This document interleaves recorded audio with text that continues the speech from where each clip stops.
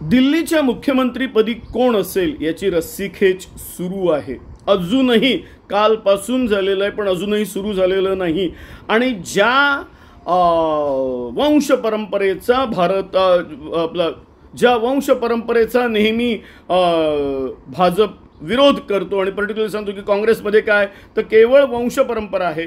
आज तीच वंश परंपरा कदाचित साहिब सिंग वर्मा, दिल्लीचे माजी मुख्यमंत्री यांचा मुलगा कदाचित तोच दिल्लीचा मुख्यमंत्री बनू शकतो, अशी दाट शक्यता निर्माण झालेली आहे।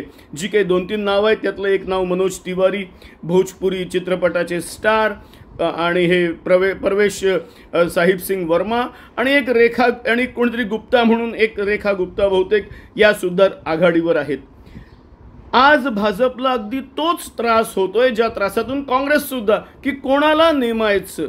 पुन्हा भाजपच्या स्वतःच्या यार्डस्टिक ही व्यक्ती पूर्ण आपल्याच विचारांची आहे का? आणि मग पुन्हा तेच येत आहे ज्याच्याबद्दल मी पहिल्यांदा अजून अनाउन्स झालेलं नाहीये, पण मला दाट शक्यता अशी वाटत आहे की इथे भाजप वंश परंपराच सुरू करेल। वास्तविक पाहता देवेंद्र फडणवीस ही सुद्धा एक वंश परंपरा आहे, कारण त्यांचे वडील गंगाधरराव फडणवीस हे विधान परिषदेचे 2 वेळेला आमदार होते। इतकंच नव्हे तर बसवराज बोम्मई कर्नाटकाचे, यांचे वडील सुद्धा कर्नाटकाचे मुख्यमंत्री होते।